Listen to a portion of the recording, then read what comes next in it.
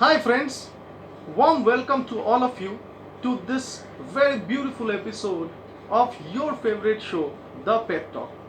You are with your trainer, your mentor, your guide, Mr. Nag, Sudeep Nag, Brother Nag, Captain Nag. You can call me whatever you want with love and affection, and I will be very happy with that.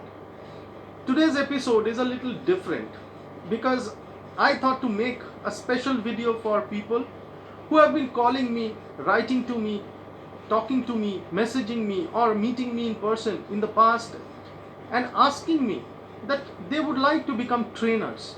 So, for the benefit of these people who are looking to become trainers, who are now watching this video, or they have somebody who is interested and they would share this video with them, I'm trying to make a very interesting and a short video so that we can get to know the basics of how to become a facilitator and a trainer. First of all, let me make it clear what I am saying may not echo with others. There would be trainers and mentors and facilitators and international speakers who are also watching this video and will not agree with many things and would definitely say different things than I am saying.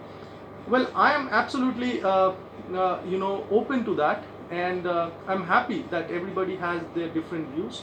This video is my take on training, my 11 years of experience, and a little short experience sharing and sharing my learnings with people who want to become trainers. Well, when I started off, I started from a big zero, and in 11 years I am whatever, by the grace of God and love of people, a little happy with myself, because I had a passion for training, because I love what I did, and I thought that this is what is coming from inside, a voice saying that this is what you need to do. And I started off right from scratch and built something out of it. So having that passion and the love for what you do, especially for training, because it's interacting with people, catering to people, serving people. So I look at it as, me as a facilitator, I serve people, I cater to people.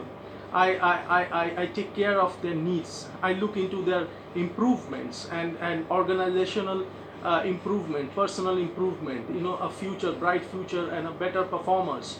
So that is what when they do that, when my trainees do that, that is when I feel that yes, my training is successful, and I'm happy with what I'm doing.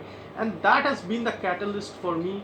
The trainee feedback, the HR feedback, the company organizational letters has been a real catalyst for me, you can say, to push my engine forward.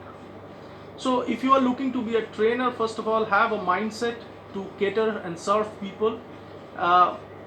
And in the training, you need to understand one thing: times have changed. People want an experience. There has to be entertainment, there has to be fun, and there has to be a rapport building with you. They have to like you, otherwise they will not want to learn from you. That serious type, and this where I can't speak to the trainer, I'm so scared, and he's such a big figure and I'm here. No, you are a part of a team. When you are with 20-30 people, make sure you make them feel that you are one of them and they are one of you. So you are a part of the team, you're not apart from the team. You are not a big shot, you are there to serve them. So go there, shake their hands, ask them, talk to them. So they are very important. They're your trainees. They're the company has entrusted you with that services, and you need to bring out the results. So pre-assessment, then design of the program, very important, and then getting it approved, and then implementing. That means the training programs, and then weekly mid assessments, and then all the reports and observation sheets, and then after the training is over, post assessment and a report writing of the whole experience. So this is a big process. Sometimes it's a short program, sometimes it's a longer program, but end of the day, this is what the process is. And there has to be a tangible improvement. What clients want, or personal trainees, even they're spending some money on them, and they want the return on investment. That means if they're spending 1 rupee, they expect 2 rupees back. So as a trainer, you need to understand that it's not that you deliver and you come home. It's about making sure that the trainees and the company organization which has hired you, they get something back. And when you feel that way, every time you hit success, because you are more concerned about the organization you know making 2 rupees after it spent 1 rupee on you. That means on their training through you.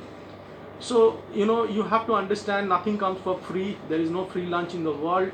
And it's not a high pressure job, but if you know how to do it, if you track those observations and improvement and give the trainees feedback in terms of not a criticizing feedback like scenario, but where it's constructive, where they understand why you're giving the feedback. And you should map the improvements weekly basis or monthly basis, and you should do one-on-one. You should put people in retraining, give them remedial packages if needed.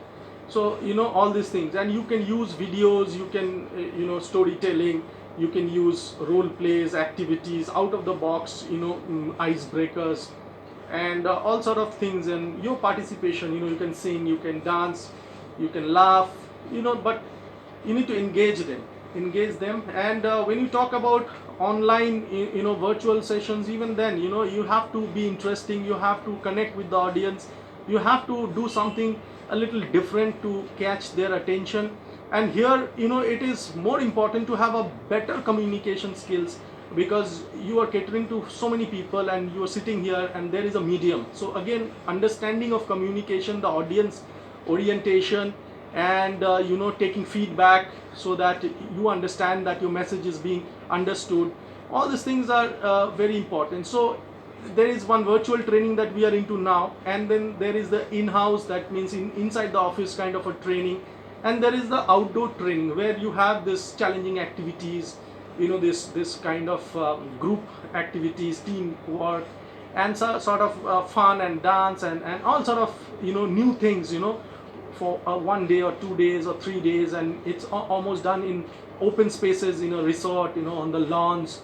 And that really is fun, because you have a larger group, and that brings back the play element, the element of physical activities in training, as well as. So ultimately, whatever you do, the videos, or you say a story, or you do a role play or a case study or a psychometric analysis, giving them the feedback at the end, or the debrief, why you did that, what is the learning from that, and let them say it first, and you just give the inputs. So a facilitator's job basically is not to act like a professor or a teacher. And trainer, that term I wouldn't really fit in, because that sounds a little off. So I normally call myself a facilitator, and I would like to also call my programs like a play shop, or learning programs. This is how I think, and I design it. And I think if you follow this, it will bring success to you. So in this introductory video of being how to be a trainer, it's all about training, and my journey and my story. I hope that I have been able to provide you some inputs. And if you're interested, you can call me up, you can write to me, you can always speak to me about more. I will come up with more videos on this subject, and I promise you that I will give those inputs where you are more inspired and more into this field, because this is a beautiful profession. I won't call it profession, it's a passion. So all the best, friends. If you're interested, it's great. Thank you for watching this video, and I hope that you will keep in touch with me. Your friend, your guide, your host, your mentor, Mr. Nag, Brother Nag, Captain Nag, Sudeep Nag, would like to wish you a great day ahead. Do take good care of yourself, be safe. And as I always say, at the end, there is no end, it's just a beginning. So when it's the beginning, it's a morning. So we must always smile and greet the morning. Thank you so much. Have a good day.